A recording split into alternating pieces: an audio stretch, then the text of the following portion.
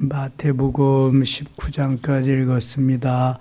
오늘도 새벽을 깨우신 여러분들과 온라인으로 동참하는 우리 섬김의 가족들에게 하나님의 크신 은혜와 평강이 함께 하시기를 원합니다. 예수님은 가르치고 전파하고 치유하시는 사역을 최선을 다해서 하십니다. 식사할 겨를도 없이 하십니다. 공생의 3년 동안 예수님의 하신 사역이 공관복음과 요한복음, 4복음서에 모두 다 기록이 되어 있습니다. 17장에 갑니다. 엿새 위에 예수께서 베드로와 야고보와 그 형제 요한을 데리시고 따로 높은 산에 올라가셨더니 그들 앞에서 변형대사, 변화산 이야기를 하십니다. 변화산에 베드로, 요한, 야고보 삼총사를 데리고 가십니다. 중요한 일이 있을 때 예수님은 꼭 베드로, 요한, 야고보를 동행하시는 것을 보게 됩니다. 귀둥같이 여기던 제자들입니다. 그들 앞에서 변형되사 그 얼굴이 해같이 빛나며 옷이 빛과 같이 휘어졌더라. 그때에 모세와 엘리야가 예수와 더불어 말하는 것이 그들에게 보이거늘 모세와 엘리야가 변화산에 같이 있었어요. 율법의 대표자 모세, 선지자의 대표자 엘리야, 그리고 예수님이 대화하고 계셨다. 베드로가 예수께 여짜와 이르되 주여 우리가 여기 있는 것이 좋사오니 만일 주께서 원하시면 내가 여기서 초막 셋을 짓되 하나는 주님을 위하여 하나는 모세를 위하여 하나는 엘리야를 위하여 하리이다. 역시 그 베드로니까 베드로는 그냥 다혈질이고 나타나기를 좋아하고 그런 성격이거든요. 그러니까 여기 초막 셋을 지어가지고 하나씩 드리면 좋겠습니다. 말할 때 호련히 빛난 구름이 그들을 덮으며 구름 속에서 소리가 나서 이르시되 이는 내 사랑하는 아들이요 내 기뻐하는 자니 너희는 그의 말을 들으라 하시니라. 예수님이 세례를 받으실 때도 이런 말씀이 하늘에서 들려왔습니다. 내 사랑하는 아들이요 내 기뻐하는 자다. 제자들이 듣고 엎드려 심히 두려워하니 예수께서 나와 그들에게 손을 대시며 이르시되 일어나라 두려워하지 말라 하시니 제자들이 눈을 들고 보매 오직 예수 외에는 아무도 보이지 아니하더라. 예수 외에는 아무도 보지 예수님만이 생명이고 예수님만이 진리고 예수님만이 우리의 모든 것 되십니다. 오직 예수님만 보여야지 세상이 보이고 자꾸만 다른 것들이 보이면은 내 마음을 예수님께 집중할 수가 없습니다. 예수님만 보이고 예수님만 나의 전부로서의 삶을 살아가면 그 외에 다른 모든 것은 예수님이 더해 주십니다. 그래서 마태복음 6장 33절에는 너희는 먼저 그의 나라와 그의 의를 구하라. 그리하면 이 모든 것을 너희에게 더하시리라. 예수님께 초점을 맞추어 놓고 살아가는 삶이 그리스도인의 삶입니다. 그래서 변화산에서의 사건을 보여주면서 예수님만 보이도록 저들에게 이렇게 말씀하시고 가르쳐 주신 거지요. 11절 갑니다. 11절. 예수께서 대답하여 이르시되 엘리야가 과연 먼저 와서 모든 일을 회복하리라. 내가 너에게 말하노니 엘리야가 이미 왔을 때 사람들이 알지 못하고 임의로 대우하였도다. 인자가 이와 같이 그들에게 고난을 받으리라 하시니 그제서야 제자들이 예수께서 말씀하신 것이 세례의 와인 줄을 깨달으니라. 엘리야가 이미 왔는데 너희들이 알지 못했다. 엘리야가 죽었는데 어떻게 오겠어요? 말라기 4장 5절에 보면은 엘리야가 이제 곧 오게 될 것이다. 그러한 말씀이 엘리야는 누구를 두고 한 이야기냐 하면은 세례 요한을 두고 한 말이다.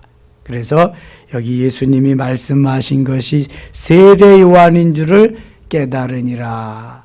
그래서 엘리야가 변화산에도 이렇게 나타나서 예수님과 대화하시고 그 엘리야가 바로 예수님보다 6개월 먼저 오셔서 사역하고 예수님의 길을 예비하신 세례 요한임을 저들에게 알려주셨던 것입니다.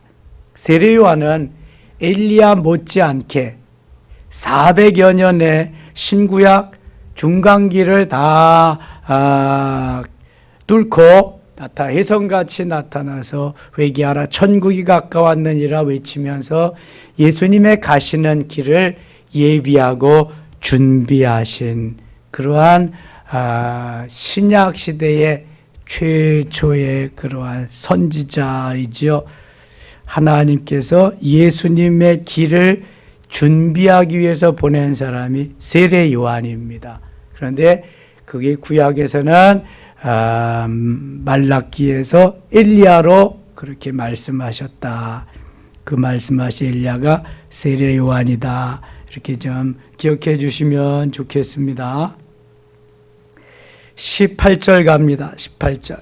이에 예수께서 꾸짖으시니 귀신이 나가고 아이가 그때부터 나으니라. 이때 제자들이 조용히 예수께 나와 이르되 우리는 어찌하여 쫓아내지 못하였나이까. 이르시되 너희 믿음이 적은 영고이니라.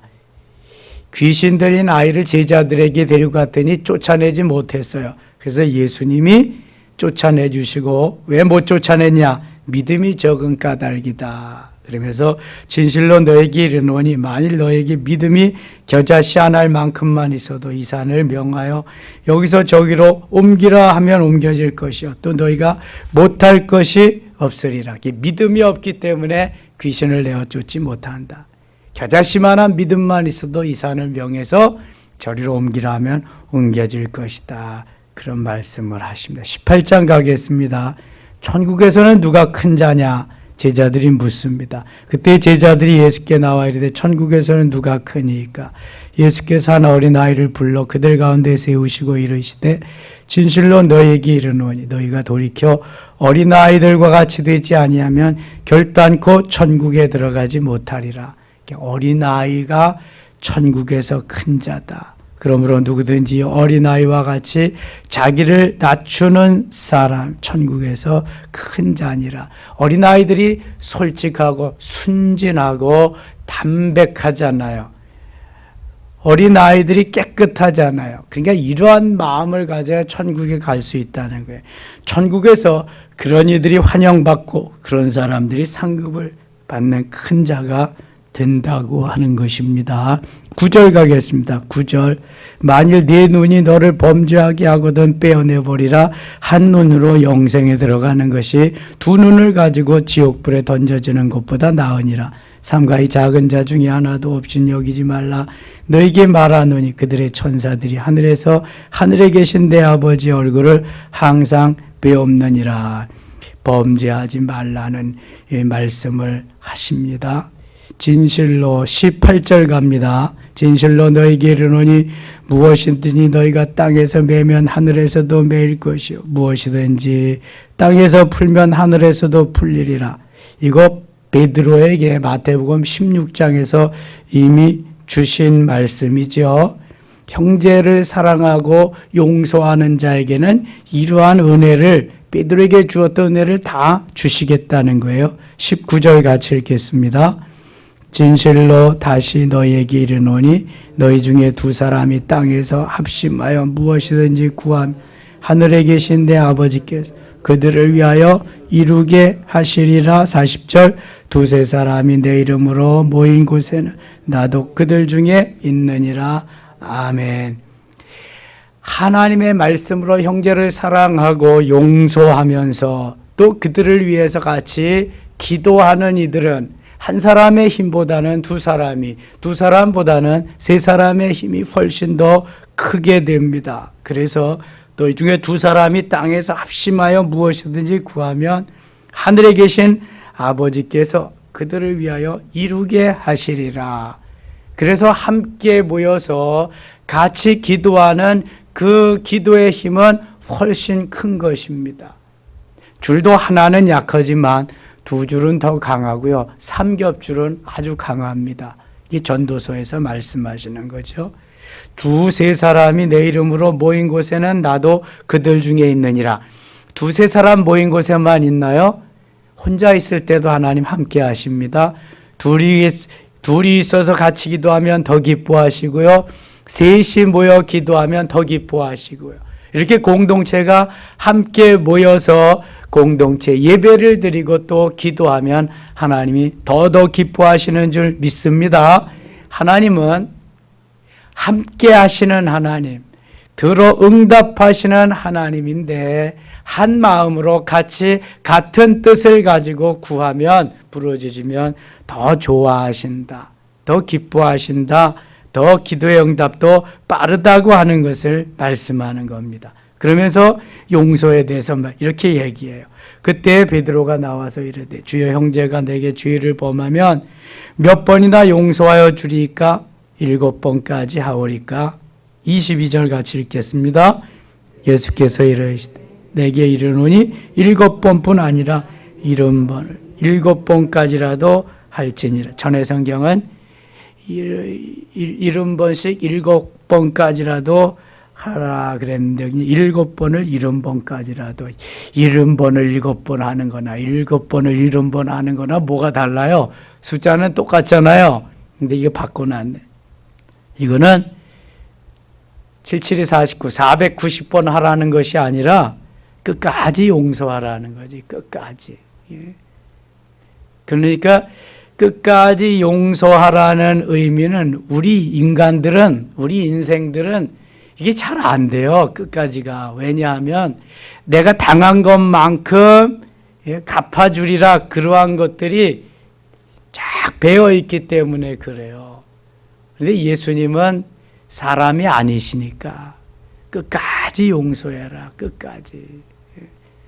그래서 죽이고 뭐 가서 때리고 또 뭐 온갖 가지 고난을 당하게 하고 그래도 예수님이 다 그들을 멸하고 그러시지 않았잖아요. 다 끝까지 십자가에서도 끝까지 용서하시고 우리에게도 끝까지 용서하라는 거예요. 용서하라. 이 용서하는 그 마음을 너희들이 좀 가지면 좋겠다. 내가 이렇게 너희들도 용서하지 않았느냐. 다 우리가 주님 용서해 줘서 살아가는 거죠. 범한 죄 가운데에서 죄 범한 대로 우리들을 처치하셨다면 살아남을 사람이 얼마나 되겠어요? 거의 없죠.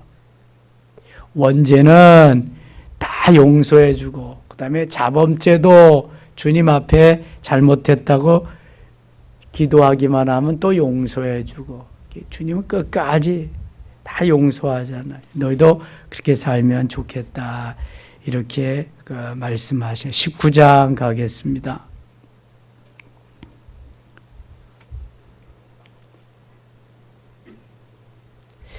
예수께서 이 말씀을 마치시고 갈릴리로 떠나 요단강 건너 유다 지경에 이르시니 큰 무리가 따르거늘 예수께서 거기서 그들의 병을 고치시더라. 가는 곳마다 가르치고 전파하고 치유하시는 일은 예수님의 일상입니다. 3년 공생애 동안 계속 그렇게 살으셨죠. 바리새인들이 예수께 나와 그를 시험하여 이르되 사람이 어떤 이유가 있으면 그 아내를 버리는 것이 옳으니까 예수께서 대답하여 이르시되 사람을 지으신 이가 본래 그들을 남자와 여자로 지으시고 5절 6절 같이 읽을게요. 말씀하시기를 그러므로 사람이 그 부모를 떠나서 아내에게 합하여 그들이 한 몸이 될지니라 하신 것을 알지 못하였느냐.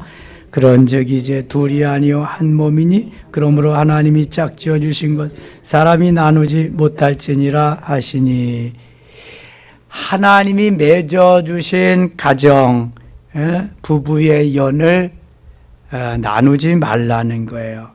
하나님이 한 몸이 되게 하셨는데 그것을 나누지 못할지니라. 주례할 때 목사님이 꼭 그렇게 말하잖아요. 성경 읽고 마지막에 이렇게 꼭 말합니다.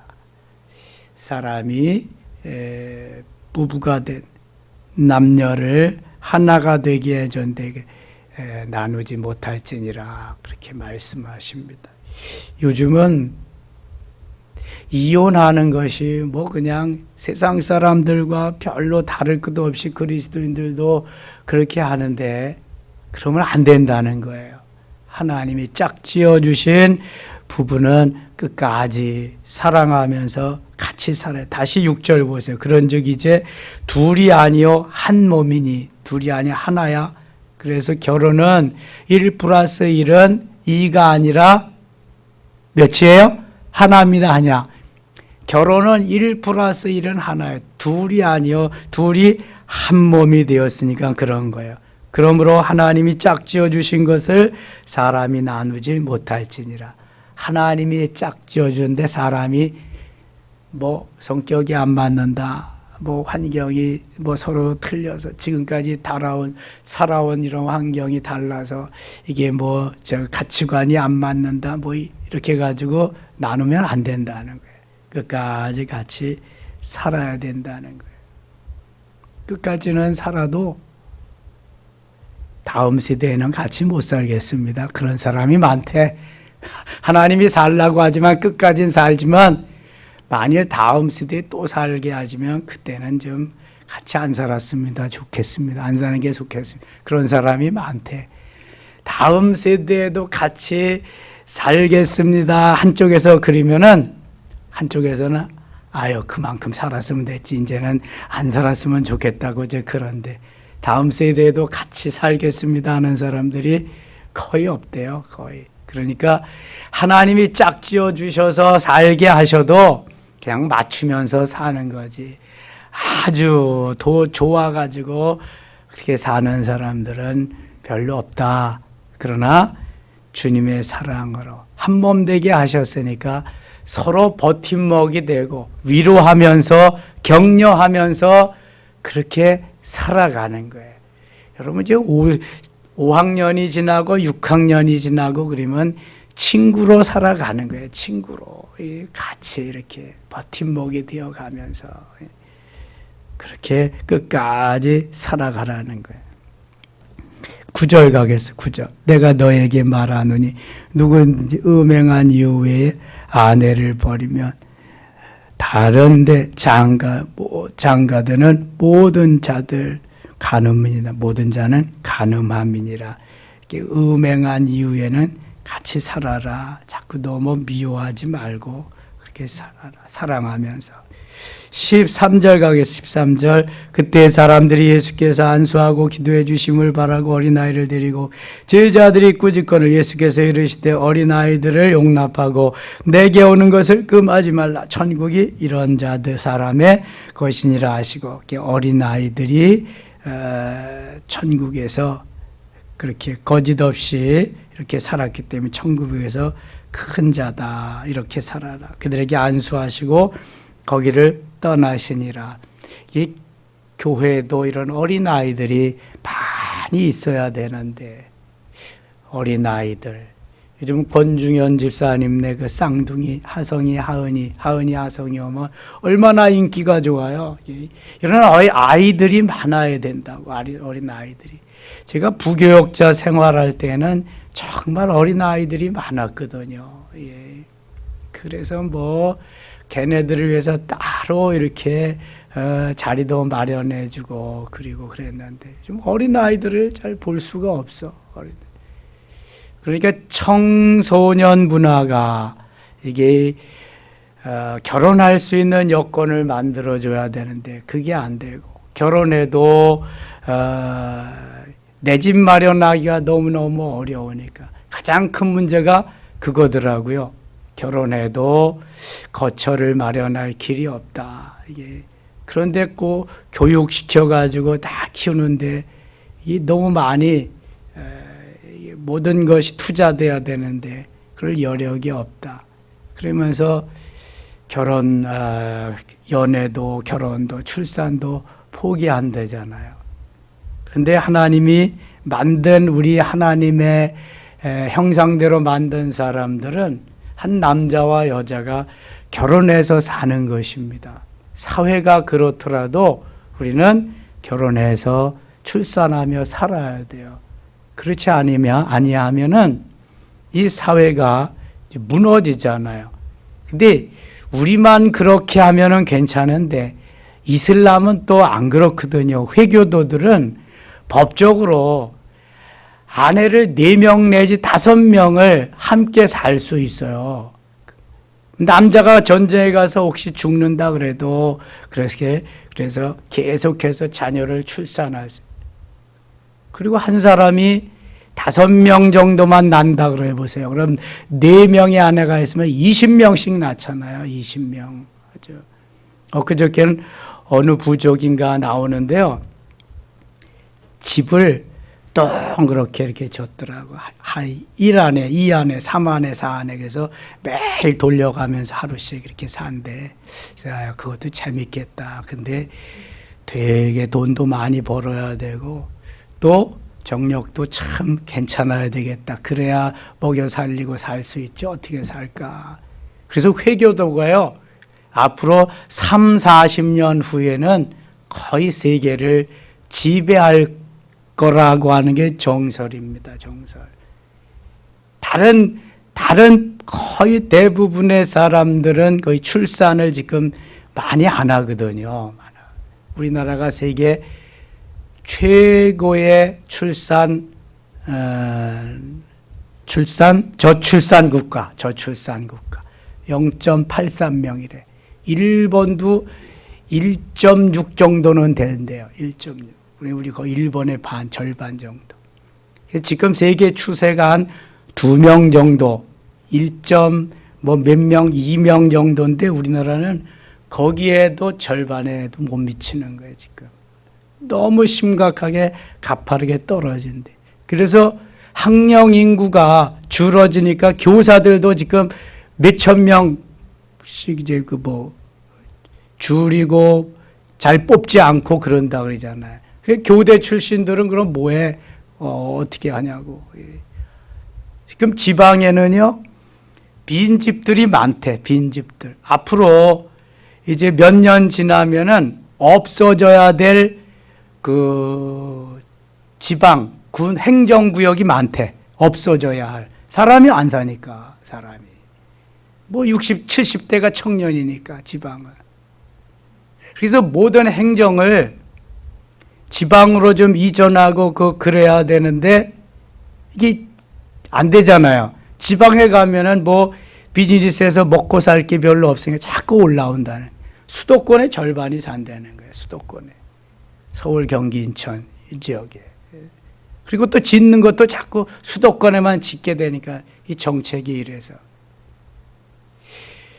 KBS의 주일 저녁 7시 5분, 10분 그때부터 1시간 동안 그러한 문제, 세계가 어떻게 대처해 나갈 우리나라 문제, 세계 문제 이런 것들을 거기서 저명한 명사들이 나와서 강의를 하거든요. 그것 들어보면 심각하고 그냥 무서울 때도 있고요. 그렇습니다. 근데 사실인 것 같아요. 그게 다. 예. 한 가정을 이루는 것이 하나님의 뜻이고요. 낳아서 생육하고 번성하라는 것이 이게 하나님의 뜻입니다. 우리 부모 세대는 그랬습니다. 먹을 거 가지고 나 태어난다. 먹을 거 가지고 태어난 아이들은 자기가 먹을 걸 가지고 태어난다는 게 그냥 내버려 출산하라는 거죠. 그래서 맞이가 둘째가 셋째. 그냥 같이 먹고 크고 그렇게 키우는 거예요. 그리고 맞이가 어느 정도 커지면 엄마 아빠 노릇 다 하면서 키우는 거잖아. 그래서 아이들이 가서 땅 파먹으면서 살고 놀면서 살고 그래도 다 살았어. 그래서 다 살았어. 요즘같이 모두 먹지 마라, 모두 하지 마라 이런 거 안 해도 다 하면서 해서 다 살았어. 건강하게. 지금은 너무 과학이 발달되고 규제하고 이런 것들도 많고 그러다 보니까 출산도 안 하고 나도 이제 그런데요. 우리 손자가 가끔 오면은 얼마나 지네 부모들이 가리는 것도 많고 그러는 것도 많은지 봐. 야, 그냥 냅둬. 다 하나님이 다 키우고 하나님이 하시는 거야. 먹을 것도 먹이고 다 그래. 아이고 어른들이 쓰는 티슈 따로, 아이가 쓰는 거 따로, 이거 비누도 따로. 야야 같이 살아. 이게 저는 막 그래. 아이고 참 답답해. 요즘 그 젊은이들 신세들 병 더 많이 생겨. 병 의사들이 병 더 많이 생기고 더 많이 죽는 거 아세요 여러분? 예. 이것도 안 하고 저것. 아니 어떤 의사는 포도를 먹는데 껍데기하고 씨만 먹어. 그리고 그 알맹이는 다 버리고, 우리는 그 알맹이만 먹고 씨하고 껍데기는 버리잖아. 무슨 재미로 살아? 아, 난 먹고 일찍 죽겠어 차라리. 아이고 그렇게 살면 뭐 한다는 거야 그래. 아이고 참 세상에. 그래서 저는요 먹고 싶은 거 다 먹어. 그냥 아이스크림도 먹고 사탕도 먹고, 사탕을 하루에 몇 개씩 먹는지 몰라. 그래도 잘 살게 하시는 거예요. 소금 싱거운 걸 어떻게 먹어? 나는 그냥 다 먹어. 매워이지. 대한민국 사람들이 이제 맵고 짠 거지 그게 뭐 다 먹어. 그래도 아무 이상 없어. 건강검진 해보면은 이게 뭐 하나님이 만들어주신 대로 살면 돼. 예? 먹고 싶다. 그건 내 속에서 원하니까 먹고 싶은 거거든. 이거 내 속에서 이 필요치 않은 거는 땡기지도 않는 거야. 예. 그래서 먹고 살다가 하나님 부르시면 가자. 이제 저는 그런 주의입니다. 그렇게. 그러니까 하나님이 만드신 대로 사세요. 만드신 대로. 자, 여기 재물에 대해서 이제 마지막으로 나옵니다. 19장 16절. 어떤 사람이 주께 와서 이르되 선생님이여 내가 무슨 선한 일을 하여야 영생을 얻으리까? 예수께서 이르시되 어찌하여 선한 일을 내게 묻느냐? 선한 이는 오직 한 분이시니 내가 생명에 들어가려면 계명들을 지키라. 계명들을 지키라 그랬더니 이 청년이 다 지켰습니다 그래요. 21절 보세요. 예수께서 이르시되 내가 온전하고자 할진대 가서 내 소유를 팔아 가난한 자들에게 주라. 그리하면 하늘에서 보화가 내게 있으리라. 그리고 와서 나를 따르라 하시니 그 청년이 재물이 많음으로 이 말씀을 듣고 근심하며 가니라. 어려서부터 계명을 다 지켰대. 살인하지 말라, 간음하지 말라, 도적질하지 말라, 내 이웃을 해하려고 거짓 증거하지 말라, 내 이웃에 있는 모든 것을 탐내지 말라. 다 지켰습니다. 그래 잘했다. 근데 너 한 가지 부족한 거 있다. 뭔데요? 너 가지고 있는 것을 팔아서 가난한 자들에게 좀 나누어 주어라. 그랬더니 이 청년이 근심하면서 재물이 많음으로 이 말씀을 듣고 근심하며 가니라. 다른 복음서에는 심히 근심하며 가니라 이렇게 말씀합니다. 예수께서 제자들에게 이르시되 내가 진실로 너에게 이르노니 부자는 천국에 들어가기가 어려우니라. 다시 너에게 말하노니 낙타가 바늘기로 들어가는 것이 부자가 하나님의 나라에 들어가는 것보다 나으니라 하시니 제자들이 듣고 몹시 놀라 이르되 그렇다면 누가 구원을 얻을 수 있으리까? 예수께서 그들을 보시며 이르시되 사람으로는 할 수 없으나 하나님으로서는 다 하실 수 있느니라. 사람 생각엔 그렇지만 하나님은 다 하신다. 28절 예수께서 이르시되 내가 진실로 너희에게 이르노니 세상이 새롭게 되어 인자가 거기 영광의 보호자에 앉을 때 나를 따르는 너희도 12보좌에 앉아 이스라엘 12지파를 심판하리라. 29절 30절 같이 읽겠습니다. 또 내 이름을 위하여 집이나 형제나 자매나 부모나 자식이나 전토를 벌인 자마다 여러 배를 받고 또 영생을 상속하리라. 그러나 먼저 된 자로서 나중되고 나중된 자로서 먼저 될 자가 많으니라. 아멘. 이것은 부자는 다 천국에 들어가지 못한다는 말이 아니라 부자들의 마음이 예수님께 하늘나라에 있는 것보다 재물에게 있다는 것을 말씀한. 이 청년도 다 계명을 지켰는데 예수님보다는 하나님보다는 재물의 마음이 있기 때문에 이걸 못하는 거예요. 하나님께서 예수 그리스도를 통해서 산상수훈에 중점적으로 말씀하신 게 재물에 관한 문제입니다. 그래서 마태복음 6장 20절에 재물을 천국에 하늘나라의 보물을 하늘나라에 쌓아두라 그렇게 말씀하시고 21절에는 내 보물이 있는 그곳에 내 마음도 있느니라 이렇게 말씀하십니다. 하늘나라가 천국의 그 은행만이 안전한 은행이다. 이 세상에는 좀이 먹고 전대가 뚫어지고 이 세상은 다 도둑질, 도둑놈이 다 뺏어간다. 하늘나라의 금고만 안전한 것이다. 네 보물이 있는 곳에 네 마음도 있느니라. 이렇게 말씀하십니다. 부자들은 얼마나 그것을 재물을 귀하게 여기는지요. 재물이 우상에 신이 되는데 만몬신이 됩니다. 만몬신. 전 어제 뉴스를 잠깐 보다가 깜짝 놀랐어요.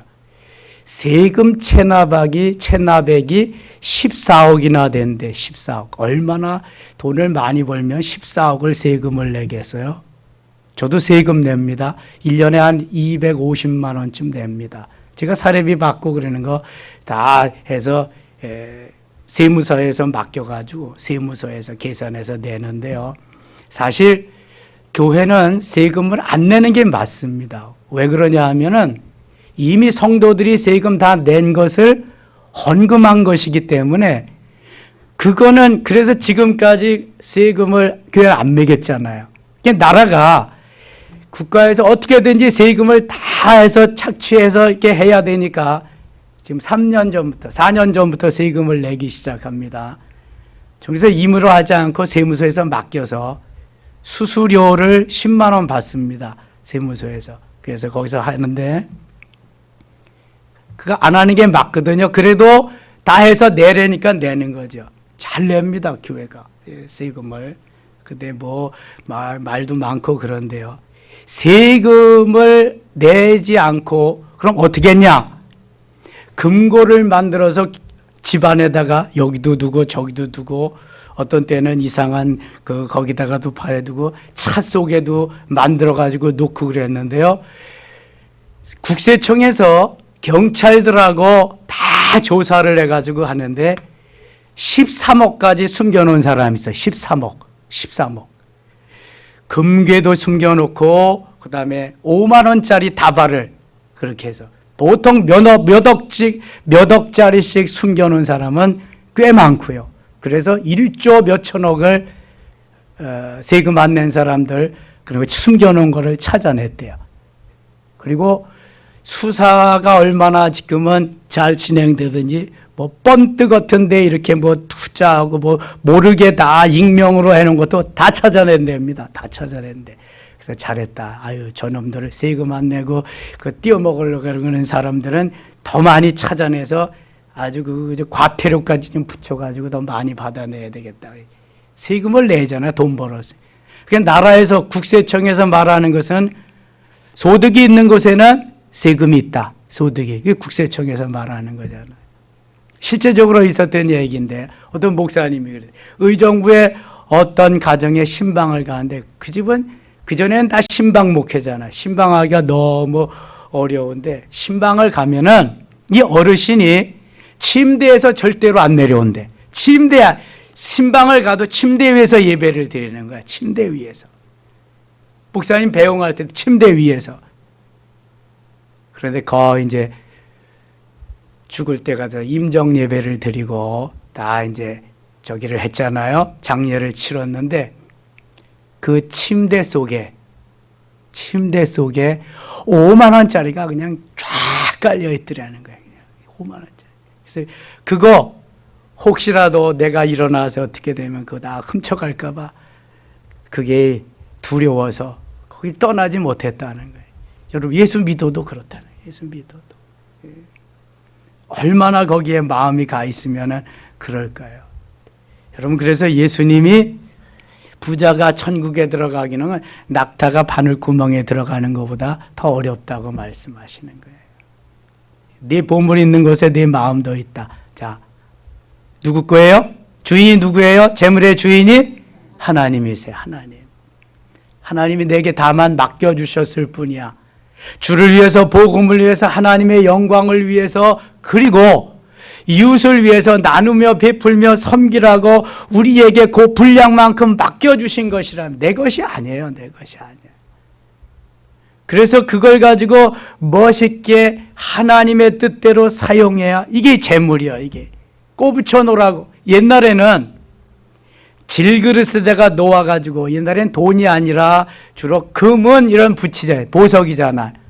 그래가지고 파묻어 뒀다가 이야기하지 못하고 죽잖아. 그러면은 뭐 밭을 파다가 집을 다시 수리하다가 거기서 나온 거 발견하고 횡재하는 거지 뭐. 여러분, 꼬붙여 놓은 돈이 있으면 자식들에게 꼭 얘기하고 천국으로 가세요. 꼬붙여 놓은 돌 꼭 얘기하고 가세요. 그렇지 않으면 못 찾아. 어떤 사람은 책갈피에도 꽃 붙여놓고, 어떤 사람은 여기저기 장롱에도 꽃 붙여놓고 다 그러잖아. 다 돌아가시면 죽으면은 그런 거 썼던 거는 잘 안 쓰잖아. 갖다가 태워버리고 또 버리고. 그러니까 다 하지 말고, 야 어디 있다 그거 찾아봐라. 꼭 유언하고 아니면 써놓고 가세요. 괜히 그거 없애지 마시고.